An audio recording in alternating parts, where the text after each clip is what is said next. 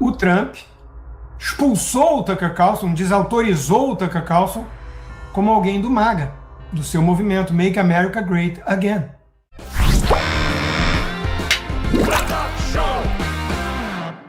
Tem uma postagem da Ayaan Hirst, que eu gosto muito, já li livro dela, ela é esposa também do Neil Ferguson, quer dizer, um casal porreta, né? The Restoring the West Manifesto. E é muito importante os pontos que ela toca. É mais ou menos, o que a gente vem tentando trazer aqui sempre no âmbito da guerra cultural, né? Então, por exemplo, ela fala que ela sabe o que é liberdade, né? Ela sofreu na mão do regime islâmico na Somália, ela passou a valorizar muito a liberdade individual, o Estado de Direito, a investigação científica, o método científico, né, que é você tentar refutar a tese e não confirmar um viés, a dignidade humana, todos nós somos feitos à imagem de Deus. Tudo isso que ela valoriza está sob ataque, e não principalmente de inimigos externos, mas de um colapso interno. Muitas de nossas instituições foram capturadas. Muitas de nossas universidades ensinam os alunos a desprezar sua própria herança de pensamento e discurso abrangente. Nossos meios de comunicação amplificam todas as queixas da ideologia da esquerda, enquanto ignoram as ameaças de ideologias e forças intolerantes. Nossos líderes carecem do vocabulário moral e da firmeza necessários para defender o que construímos. Clareza moral é um dos itens que ela defende para reverter isso, né? Entretanto, ideologias iliberais, continua ela, do islamismo político à política identitária pós-moderna, avançam sem controle, exigindo submissão à identidade de grupo em detrimento da consciência individual, censura em detrimento da liberdade de expressão e a lealdade tribal em detrimento dos direitos humanos universais. Liberais e conservadores clássicos, com muita frequência, estamos perdendo. Ganhamos eleições, mas perdemos a cultura. Defendemos políticas, mas abdicamos dos princípios. Reagimos a provocações, mas falhamos em plantar ideias que perdurem. Estou de total acordo com esse diagnóstico e gostei que ela colocou aí liberais clássicos e conservadores clássicos, né? Que é o grupo onde eu acredito que deve haver união. E isso deve deixar de fora os liberals, entre aspas, que são progressistas, que fazem parte da política identitária e tudo, e aqueles que se dizem conservadores, mas no fundo são nacionalistas toscos, tribais, antissemitas. A gente vai falar disso já já. Ela continua. As características que tornaram nossa civilização um lugar onde todos podem prosperar estão enraizadas na tradição judaico-cristã. Liberdade individual, igualdade perante a lei, liberdade de consciência, de expressão, dignidade de todo ser humano. Esses valores construíram sociedades livres. Esses valores estão agora sob ataque e nós precisamos defendê-los sem desculpas ou hesitações. Combater, portanto, o iliberalismo em todas as suas formas, seja disfarçado de ortodoxia religiosa ou jargão acadêmico. O iliberalismo busca o mesmo fim, a supressão da liberdade individual em prol do controle coletivo e quase sempre estatal. Opomos-nos ao islamismo político, que busca impor a lei religiosa, a Sharia, e opomos-nos às ideologias pós-modernas, que substituem os direitos individuais por hierarquias identitárias. Ambas são ameaças equivalentes à nossa civilização ocidental. E, por fim, uma missão com 5 pilares: fé e família, as raízes das sociedades livres; educação, onde o futuro é conquistado ou perdido; lei e liberdade, sem elas somos súditos, não cidadãos; nação e cidadania, estrutura para o autogoverno, mídia, artes e cultura, onde os valores vão sendo formados ou deformados. Esses não são apenas pontos de discussão, essas são as frentes de uma guerra pela própria civilização. Quem quiser ler na íntegra, tem um pouco mais de coisa, está no meu X, R. Constantino, uma repostagem do João Luiz Mauad. De novo, Ian Hirst é uma pessoa que merece ser lida, seu marido idem, né, o Neil Ferguson, ambos formam um casal que vem lutando há muito tempo, com bons livros, pelos valores típicos da civilização ocidental.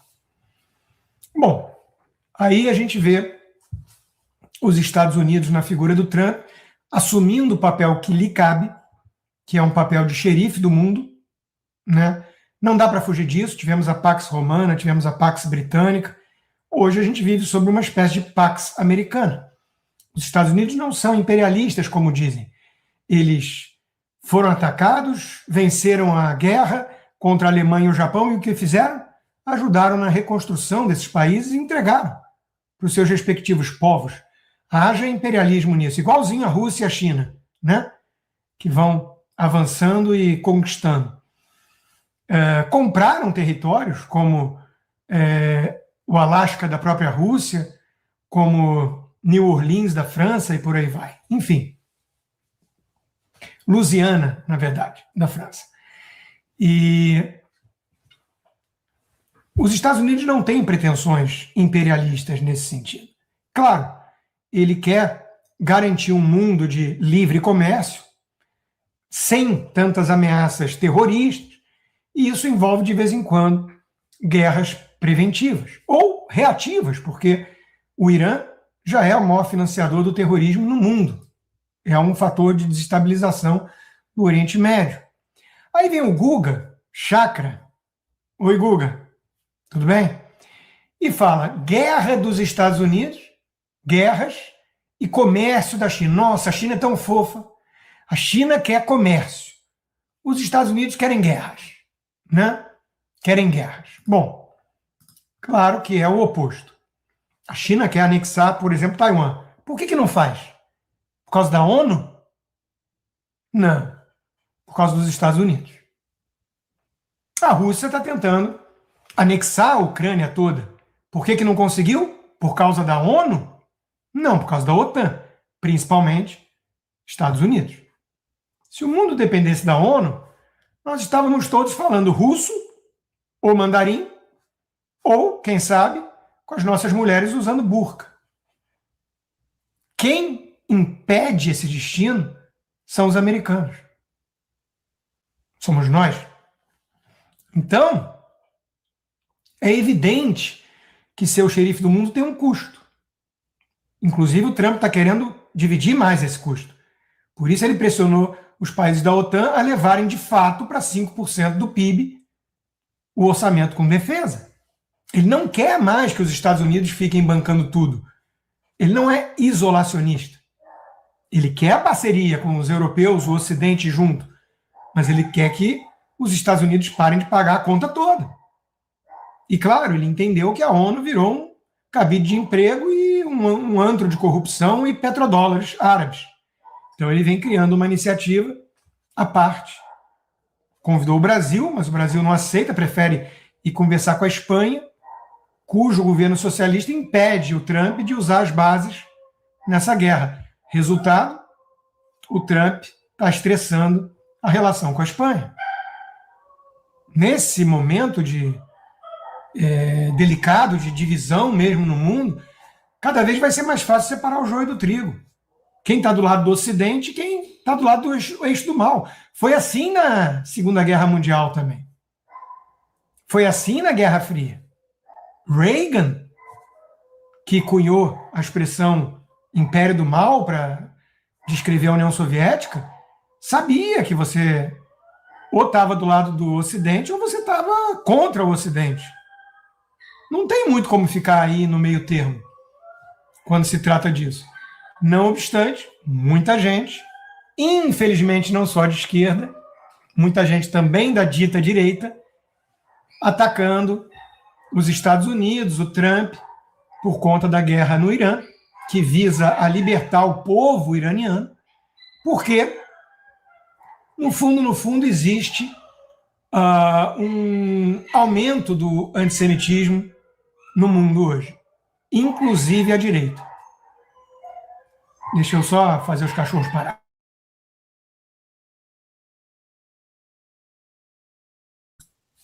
Funcionou. Eu botei mute, mas bati umas palmas e gritei chega. Aí eles pararam. O Irã não pode ter bomba nuclear. Isso está claro para todo mundo. A estratégia do Obama de ficar mandando mala de dinheiro não funcionou. Isso também está claro para todo mundo. Os ayatolás xiitas estavam avançando nesse projeto. Primeiro, Trump fez um ataque cirúrgico para implodir as facilities nucleares iranianas. Depois, quando começaram os protestos do povo iraniano e o regime nefasto da Guarda Revolucionária eliminou cerca de 40 mil pessoas inocentes, os Estados Unidos prometeram ajuda e estão entregando. Ninguém sabe como vai acabar essa história.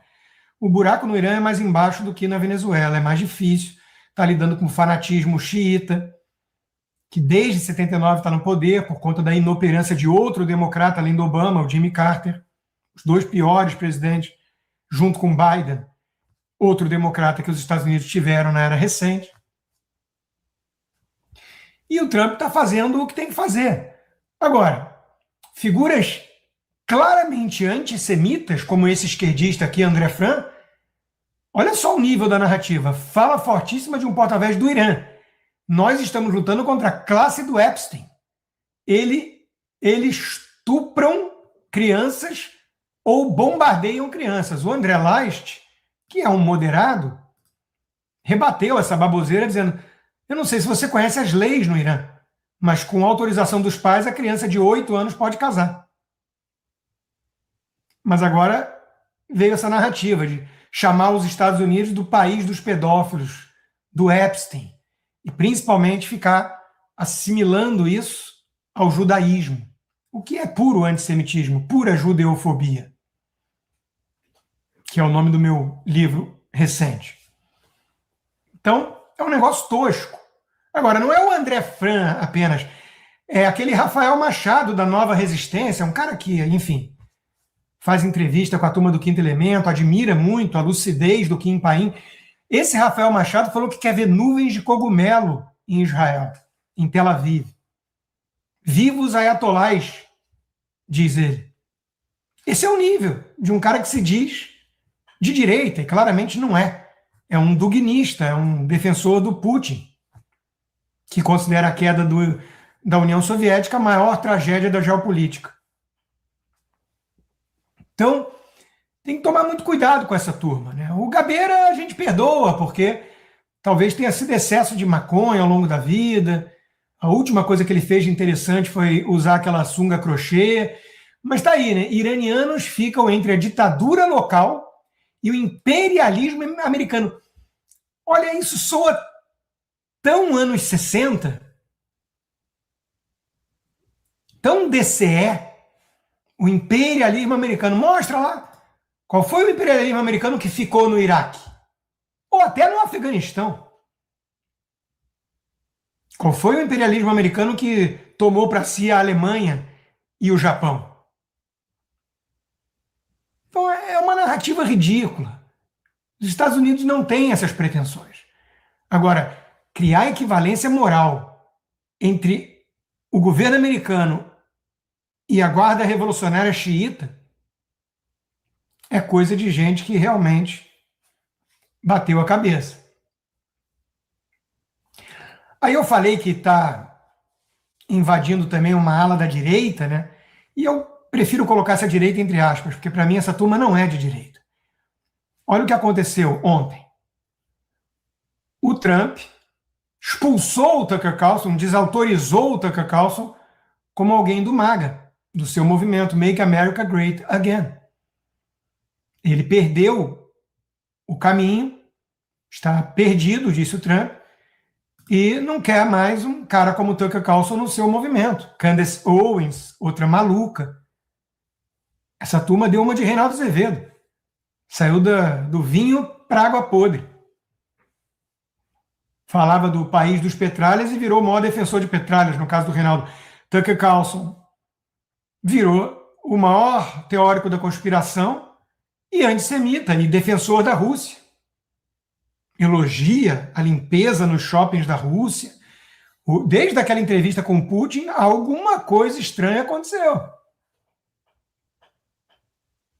Muito bem, o Trump está de parabéns. De vez em quando, de tempos em tempos, é importante fazer uma limpa no movimento.